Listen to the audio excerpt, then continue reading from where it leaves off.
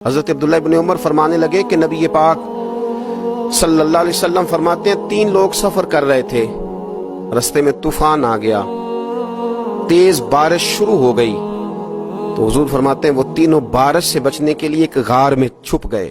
ان کو پتہ ہے پرانے زمانے کے اندر غاریں ہوتی تھیں، اور لوگ جب سفر کرتے تھے لمبے تو پتھروں اور پہاڑوں کے بیچ میں سے سفر کرتے تھے۔ وہ غار کے اندر چلے گئے۔ اب چونکہ طوفان بہت زیادہ تھا، جب وہ غار کے اندر چلے گئے تو اللہ کے پیارے حبیب صلی اللہ علیہ وسلم فرماتے ہیں پتھر اوپر سے لڑکتا ہوا آیا اور غار کے منہ کے آگے آ کے اس نے غار کو بند کر دیا۔ اب اتنا تیز اور اس مضبوطی کے ساتھ وہ پتھر لگا اور اتنا صحیح فٹ ہوا کہ اندر روشنی آنی بھی ختم ہو گئی۔ اب 3 لوگ ہیں، تھوڑی دیر تو وہ پریشان رہے کہ شاید اب کبھی بچ نہیں سکیں گے، شاید چاروں جانب اندھیرا ہی ہے اور اندھیرا ہی رہے گا، شاید یہاں سے نکلنے کے لیے اب ہمیں کوئی رستہ میسر نہیں آئے گا۔ وہ پہلے تو پریشان ہوئے، پھر کہنے لگے یار اس طرح کرو، ذرا غور کیجئے گا میری بات پہ۔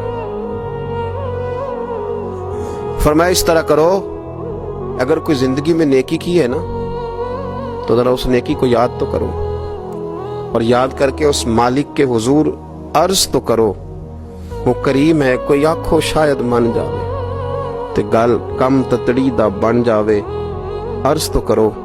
تو ان میں سے یہ آپ اندازہ فرمائیے، یہ بات بیان کون کر رہا ہے؟ یہ مدینے والے رسول بیان کر رہے ہیں، یہ نبی پاک علیہ السلام نے بیان فرمایا۔ یہ وہ کہانی ہے جو ہمیں ہمارے نبی پاک نے سنائی، رسول کریم علیہ السلام نے ہمیں بتلائی، یہ داستان محبت۔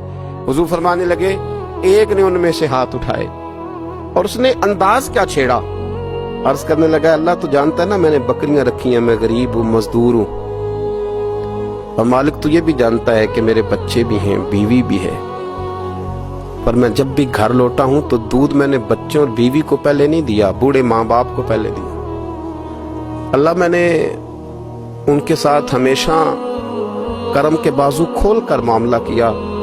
وہ غار میں تنہا بیٹھے ہیں اور اپنے مالک کو منا رہے ہیں۔ عرض کرتے ہیں اللہ تجھے یاد ہے نا ایک رات جب میں بڑی دیر سے لوٹا تھا، لکڑیاں کاٹتے، درخت تلاش کرتے، مجھے دیر ہو گئی، میں دیر سے لوٹا تھا، نیت یہ کر رکھی تھی کہ دودھ سب سے پہلے ماں باپ کو پلاؤں گا، مالک جب میں لوٹا تو وہ بوڑھے تھک کر کے سو گئے تھے، میری بیوی نے مجھے کہا کہ بچوں کو پلا دو، وہ سو گئے، تو میں نے کہا نہیں میرے ذمے ہے ان بوڑھوں کے دل کو ٹھنڈا کرنا، ان سے پیار کرنا۔ اللہ بیوی مانگتی رہی، بچے طلب کرتے رہے، میری ٹانگوں میں گھومتے رہے، بار بار آتے رہے، اور میں نے دودھ نہیں پلایا۔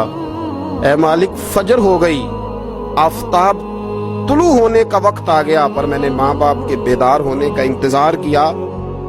اے اللہ وہ جب اٹھے تو ان کی آنکھوں میں جو میرے لیے دعا تھی اور ان کے سینوں میں جو میرے لیے کرم تھا، اگر تیری بارگاہ میں وہ نیکی قبول ہے تو مالک پھر رحم فرما، نہ اس مشکل سے آسانی عطا فرما۔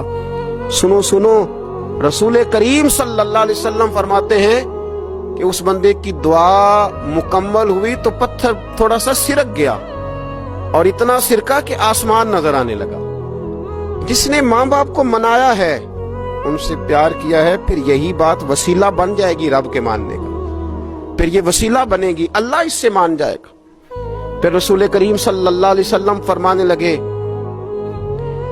دوسرا بولا اور عرض کرنے لگا کہ اے اللہ تو جانتا ہے مجھے اپنے چچا کی بیٹی بھانے لگی تھی، میں اس کی طرف رغبت کرنے لگا تھا، اور میں نے جب اس سے جا کے ارادہ کیا کہ میں تیرا طالب ہوں، تو اس نے مجھے کہا کہ پہلے 100 دینار لاؤ بانا، تو اللہ میں نے مشقت کر کے 100 دینار جمع کیے، اور جب میں پوری طرح اس پر حاوی ہو گیا، وہ میرے قبضے میں آ گئی اور گناہ کا میں نے ارادہ کر لیا، تو اس عورت کے منہ سے ایک جملہ نکلا کہ اللہ سے ڈر۔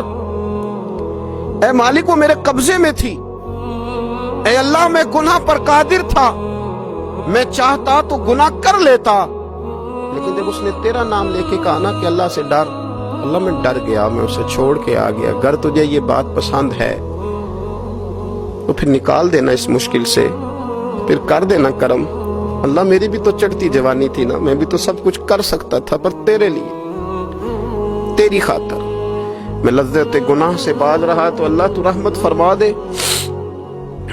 حضور فرماتے ہیں اس کی دعا مکمل ہوئی تھی کہ پتھر تھوڑا اور سرک گیا. پھر تیسرا بولا اور اس نے بول کے کہا اے اللہ ایک مزدور کو، ایک دیہڑی دار کو، ایک غریب کو میں نے کام پہ رکھا ہوا تھا، یہ تیرا اور میرا راز ہے اللہ.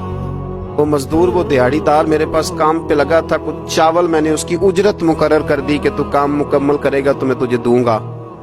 اور جب اجرت لینے کا وقت آیا تو وہ بگڑ کر ناراض ہو کر چلا گیا. میں اسے ڈھونڈتا رہا، وہ مجھے ملا نہیں. میں نے اس کے چاولوں کی قیمت کاروبار میں انویسٹ کر دی، اس کا تھوڑا سا سرمایہ پر میں نے کھایا نہیں.